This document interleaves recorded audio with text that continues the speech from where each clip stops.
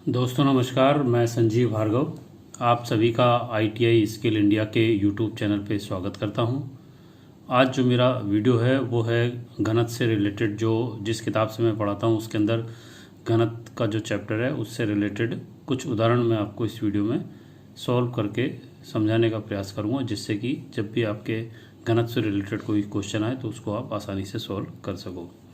तो उदाहरण नंबर 1 है 2140 यानी कि 2140 ग्राम मात्रा वाले प्लेटिनम के टुकड़े का आयतन ज्ञात करो, जबकि प्लेटिनम का घनत्व 21.4 ग्राम प्रति घन सेंटीमीटर है। तो प्रश्न में दिया गया है, ये एक्चुअल में सबसे अच्छा तरीका होता है कि किस तरह से सवाल आपको सॉल्व करना चाहिए। उसके अंदर पहले आपको प्रश्न में जो दिया गया है वो आप लिखें, प्रश्न में जो पूछा गया है या जिसका उत्तर मांगा गया है वो लिखें, उसके बाद सूत्र लिखें और उसके बाद उसकी वैल्यू रखें, जिससे कि आपका उत्तर यहाँ पे आ सके। तो प्रश्न में दिया गया है प्लेटिनम का घनत्व जो है डी है वो 21.4 ग्राम प्रति घन सेंटीमीटर दे रखा है। टुकड़े का भार जो है वो हमको 2140 ग्राम दे रखा है। हमको आयतन का मान निकालना है। सूत्र यहाँ पर होता है घनत्व डी बराबर होता है भार बटे आयतन, जहाँ पे भार को हम एम में लेते हैं, आयतन को हम वी में लेते हैं। तो आयतन बराबर हो जाएगा हमारा, आयतन इधर चला जाएगा, घनत्व नीचे आ जाएगा। तो आयतन बराबर भार बटे घनत्व, भार का मान 2140, घनत्व का मान 21.4। जब इसमें 2140 में 21.4 का भाग देंगे तो ये 100 आएगा। और चूंकि यहाँ पे भार की इकाई ये ग्राम और घनत्व की इकाई होती है ग्राम प्रति घन सेंटीमीटर, तो घन सेंटीमीटर हमारी ऊपर चली जाएगी। इस वजह से यहाँ पे ये इकाई हमारी घन सेंटीमीटर आएगी। तो ये मैं आपको करके दिखा देता हूँ कि भार की जो इकाई है वो ग्राम है और घनत्व की इकाई होती है हमारी ग्राम प्रति घन सेंटीमीटर। इसलिए इसको जब हम आगे लेके जाएंगे तो ये हो जाएगा ग्राम गुणा घन सेंटीमीटर और बटे में आएगा यहाँ पे ग्राम। तो ये ग्राम से ग्राम कट जाएगा और घन सेंटीमीटर हमारा यहाँ बच जाएगा। तो हमारा इसीलिए यहाँ पर जो आयतन की इकाई वो घन सेंटीमीटर आएगी, जो कि सूत्र से ही आती है और यहाँ पे आपको समझ में भी आएगी होगी। अतः प्लेटिनम के टुकड़े का आयतन 100 घन सेंटीमीटर होगा उत्तर। उदाहरण नंबर 2, ये सवाल हमारे एनसीईआरटी के एग्जाम में आ चुका है। एक धातु के टुकड़े का हवा में भार 100 ग्राम और तरल में भार 80 ग्राम है। यदि तरल का सापेक्षिक घनत्व 0.8 है तो धातु का अपेक्षित घनत्व ज्ञात कीजिए। तो यहाँ पर हमको दे रखा है धातु का हवा में भार 100 ग्राम, धातु का तरल में भार 80 ग्राम। क्योंकि जब भी हम किसी वस्तु को किसी तरल पदार्थ में या पानी में डुबोते हैं तो उसके भार में कमी आ जाती है, इसलिए हमारे हवा में भार 100 है और तरल में जब डुबोते हैं तो उसका भार रह जाता है 80 ग्राम। तो तरल में धातु के भार में कमी है हमारी 100 - 80 बराबर 20 ग्राम। सूत्र है हमारा तरल के सापेक्ष धातु का अपेक्षित घनत्व बराबर धातु का हवा में भार बटे तरल में धातु के भार में कमी। तो हवा में भार है 100 और भार में कमी है 20, 100 में जब 20 का भाग देंगे तो ये 5 आएगा। अब धातु का अपेक्षित घनत्व होता है तरल के सापेक्ष धातु का अपेक्षित घनत्व गुणा तरल का अपेक्षित घनत्व। तो 5 हमारा तरल के सापेक्ष धातु का अपेक्षित घनत्व आया, तरल का अपेक्षित घनत्व हमारा 0.8 है, तो हम जब 5 को 0.8 से गुणा करेंगे तो ये 4 आएगा। अतः धातु का जो अपेक्षित घनत्व वो 4 होगा। संकेत अपेक्षित घनत्व की कोई इकाई नहीं होती, इसलिए यहाँ पर 4 अकेला लिखा गया है। उदाहरण नंबर 3, एक धातु के टुकड़े का हवा में भार 100 ग्राम, पानी में 86 ग्राम है तथा द्रव में डुबोने पर उसका भार 90 ग्राम आता है। ठोस तथा द्रव का विशिष्ट गुरुत्व ज्ञात कीजिए। तो यहाँ दे रखा है, प्रश्न में दिया गया है धातु के टुकड़े का हवा में भार W1 बराबर 100 ग्राम, धातु के टुकड़े का पानी में भार 86 ग्राम, क्योंकि जब पानी में डुबाएंगे तो हमारे जो हवा में भार होता है उससे कम आता है। तीसरी कंडीशन है हमारी धातु के टुकड़े का द्रव में भार वो है 90 ग्राम है। तो जब वस्तु को हम द्रव में भी डुबोते हैं तो उस कंडीशन में भी वो उसका जो भार है वो हवा के अंदर भार से कम आता है, तो ये 90 ग्राम आ रहा है। अतः धातु का विशिष्ट गुरुत्व, ये हमारा सूत्र है, धातु का विशिष्ट गुरुत्व निकालने के लिए ठोस का हवा में भार बटे ठोस के पानी में भार में कमी। ठोस का हवा में भार बटे ठोस के पानी में भार में कमी। तो यहाँ पे W1 बटे W1 माइनस W2 100 माइनस 86 100 बटे 14 7.14। उसके बाद आएगा द्रव के सापेक्ष उसका विशिष्ट गुरुत्व। तो द्रव का विशिष्ट गुरुत्व बराबर होगा ठोस को द्रव में डुबाने पर भार में कमी बटे ठोस को पानी में डुबाने पर भार में कमी। यहाँ हमेशा आप ध्यान रखेंगे कि जिस भी वस्तु का विशिष्ट गुरुत्व निकाला जाएगा उस कंडीशन में जो सूत्र लगेगा उसके अंदर हमेशा हमारा पानी में जो भार में कमी आएगी वो हमेशा नीचे आएगी। इसीलिए यहाँ पर ठोस को पानी में डुबाने पर भार में कमी आई वो हमारी नीचे है। यहाँ पे ऊपर सूत्र है W1 माइनस W3 और नीचे हमारा W2 माइनस W3। 100 में से 90 जाएगा 10 बचेगा, 100 में से 86 जाएगा 14 बचेगा। 10 में जब 14 का भाग देंगे तो 0.714 आएगा। अतः धातु की विशिष्ट गुरुत्व हमारी 7.14 होगी और द्रव का जो विशिष्ट गुरुत्व वो हमारा 0.714 होगा।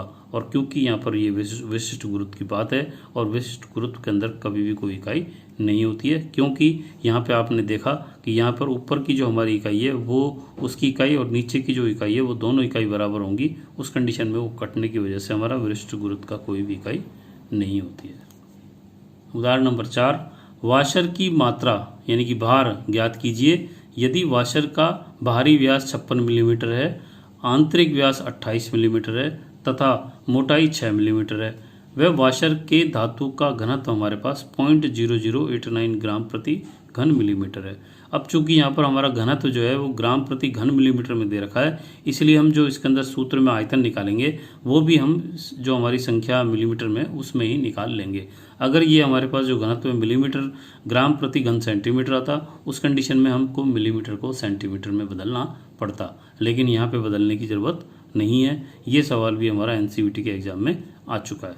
तो प्रश्न में दिया गया है वाशर का बाहरी व्यास D1 बराबर 56 मिलीमीटर, वाशर का आंतरिक व्यास D2 बराबर 28 मिलीमीटर, वाशर की मोटाई T हमारे पास 6 मिलीमीटर है। अतः वाशर का जो आयतन होता है, जो खोखला वाशर होता है उसके जो अंदर जो छेद होता है और बाहर जो डाया होता है उसके अंदर π/4 D1 का स्क्वायर माइनस D2 का स्क्वायर गुणा उसकी मोटाई होता है। तो पाई का मान 3.14 रखते हैं और 56 और 28 और 6 वैल्यू रख करके जब हम इसको कैलकुलेट करेंगे तो ये वैल्यू हमारी आएगी 11077 यानी 11077.92 घन मिलीमीटर। अतः वाशर की जो मात्रा है या भार है उसका जो सूत्र होता है वो होता है आयतन गुणा घनत्व। आयतन हमारे पास है 11077.92 और घनत्व है हमारा 0.0089। तो जब इसको गुणा करेंगे तो ये आएगा 98.593 ग्राम। अतः जो वाशर का भार होगा वो 98.593 ग्राम होगा। अगला सवाल, ये सवाल भी हमारा एग्जाम में आ चुका है। लकड़ी के एक टुकड़े का आयतन 80 घन सेंटीमीटर है। पानी में प्लवन करने पर उसका 60 घन सेंटीमीटर आयतन पानी के ऊपर रहता है। लकड़ी का घनत्व ज्ञात कीजिए। तो यहाँ पर दो चीज़ें दे रखी हैं, लकड़ी का कुल घनत्व आयतन दे रखा है और लकड़ी का जो पानी के ऊपर तैरता हुआ एरिया है उसका जो आयतन है वो दे रखा है। तो प्रश्न में दिया गया है लकड़ी के टुकड़े का आयतन बराबर 80 घन सेंटीमीटर, डूबी हुई लकड़ी का आयतन हमारे पास है 60 घन सेंटीमीटर। अतः लकड़ी का घनत्व निकालना है हमें। तो माना लकड़ी का घनत्व हमारे पर x ग्राम प्रति घन सेंटीमीटर है। हटाया गया पानी जो होगा वो डूबा हुआ आयतन के बराबर होगा। अतः लकड़ी का घनत्व माइनस पानी के तल के ऊपर तैरने वाली लकड़ी का आयतन, 80 में से 60 घटाएंगे तो 20 घन सेंटीमीटर आएगा। अतः हटाए गए पानी का भार बराबर होगा आयतन इंटू पानी का घनत्व, और आयतन हमारे पास जो है वो है 20 को 1 से करेंगे तो 20 ग्राम आएगा। लकड़ी का भार जो है वो लकड़ी का आयतन होता है गुणा में उसके लकड़ी का घनत्व होता है, जो कि हमने यहाँ पे x माना है तो ये हो जाएगा 80 x ग्राम। प्लवन के सिद्धांत के अनुसार लकड़ी का जो भार होगा वो हटाए गए पानी के भार के बराबर होगा। इस वजह से ये 80x बराबर 20 होगा और x का मान निकालने के लिए 20 के नीचे हमारे 80 चला जाएगा, क्योंकि इस कंडीशन में बहुत सारे लड़के गलती करते हैं। यहाँ जिस संख्या की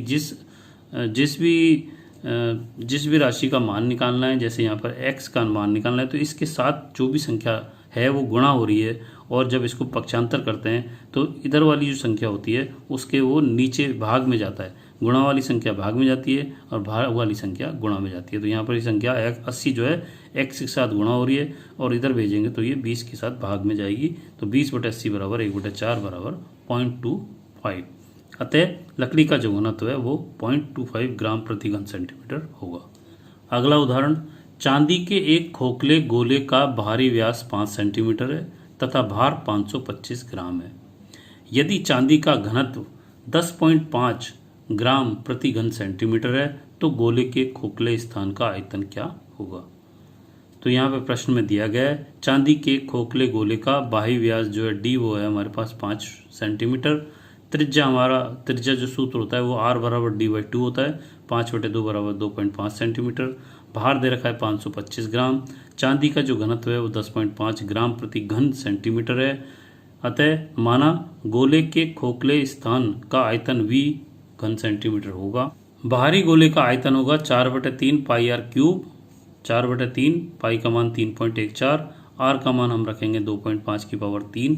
इसको जब कैलकुलेट करेंगे तो ये आएगा हमारा 65.41 घन सेंटीमीटर। इसलिए चांदी के खोखले गोले का आयतन होगा बाहरी गोले का आयतन माइनस आंतरिक गोले का आयतन।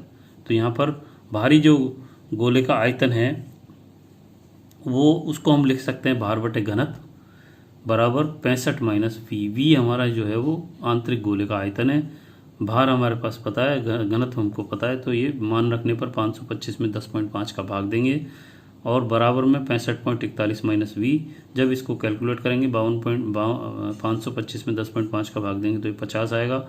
अब वी का मान निकालने के लिए अंकगणित वाली संख्या को उधर ले जाएंगे तो ये हमारी माइनस वी बराबर आ जाएगा 50 माइनस 65.41 और माइनस हटाने के लिए ये 65 में से 50 जाएगा तो ये बचेगा 15.41। या हम माइनस वी को इसका मान जो हमारा माइनस में आएगा और ये वी भी हमारा माइनस होगा तो माइनस माइनस हमारा ये प्लस हो जाएगा तो वी का मान हो जाएगा हमारा 15.41 घन सेंटीमीटर। अतः जो खोखले स्थान का जो आयतन होगा वो 15.41 घन सेंटीमीटर होगा। अगला सवाल,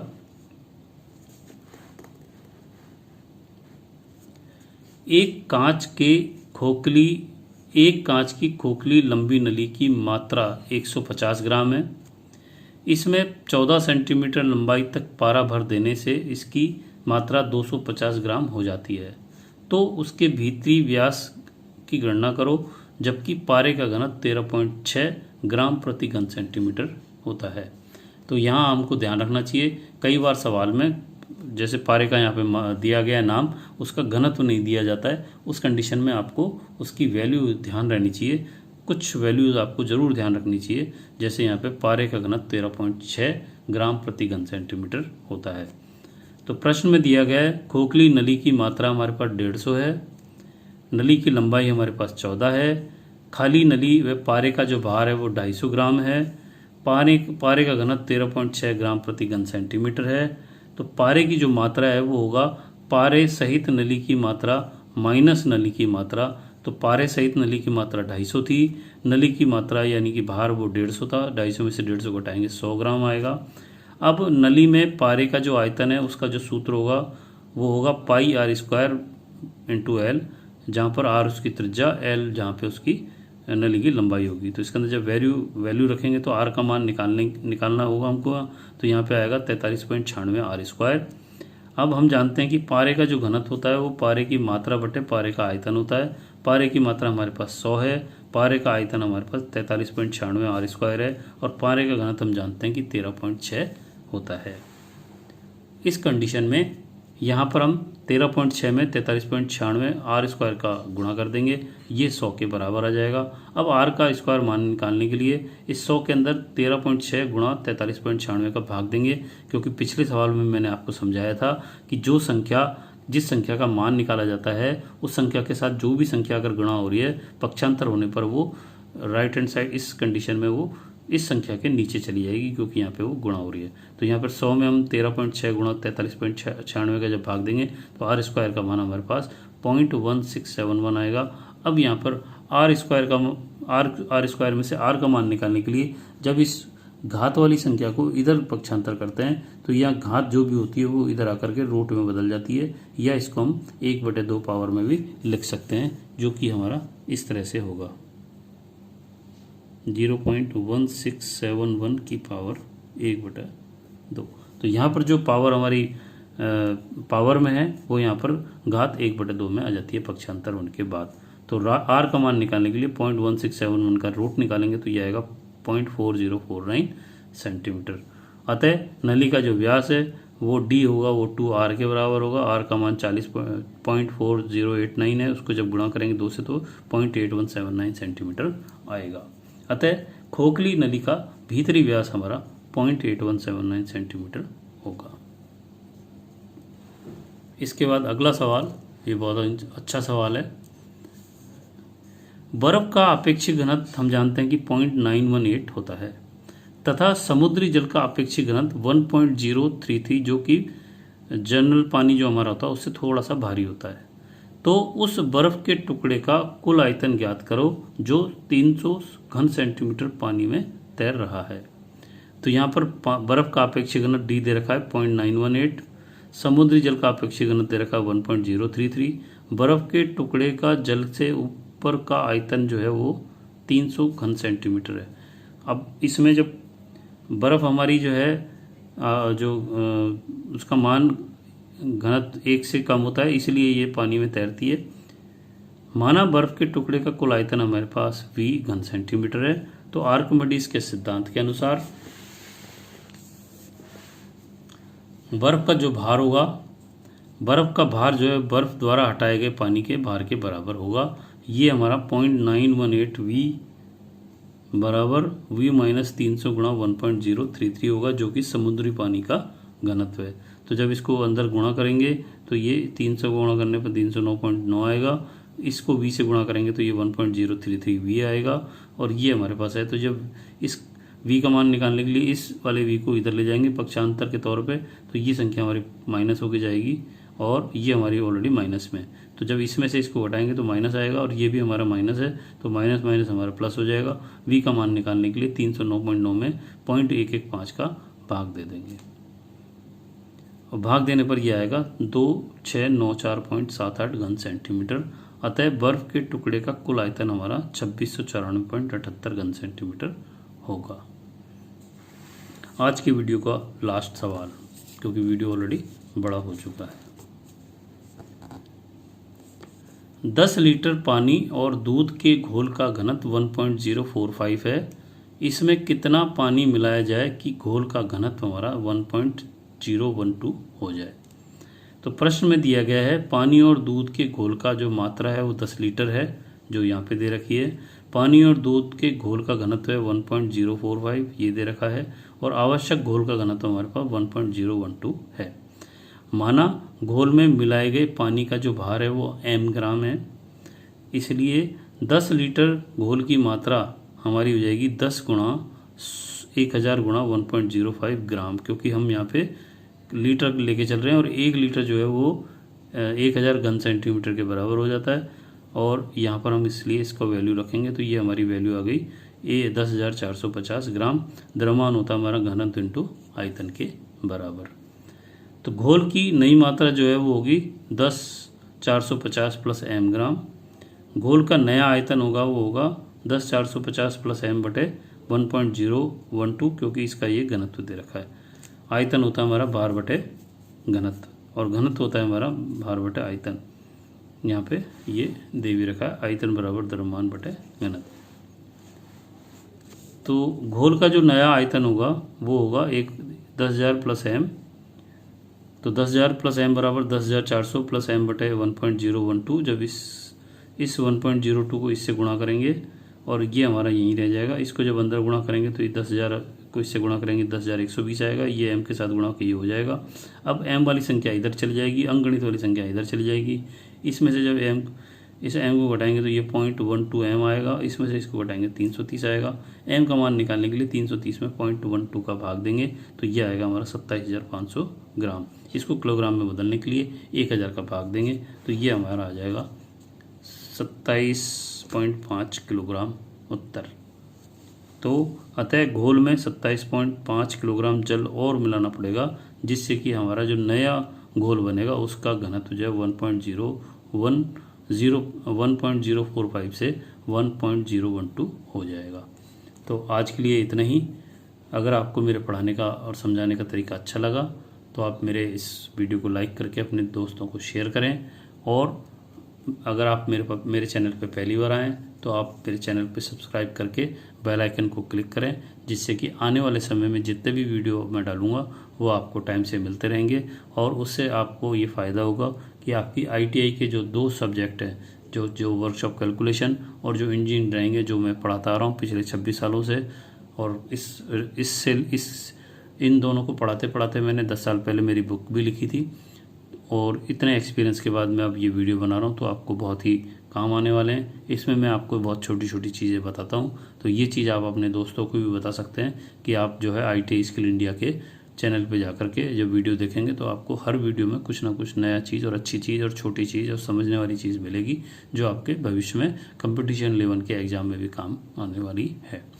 तो आज के लिए इतना ही। नमस्कार, धन्यवाद, जय हिंद, जय भारत।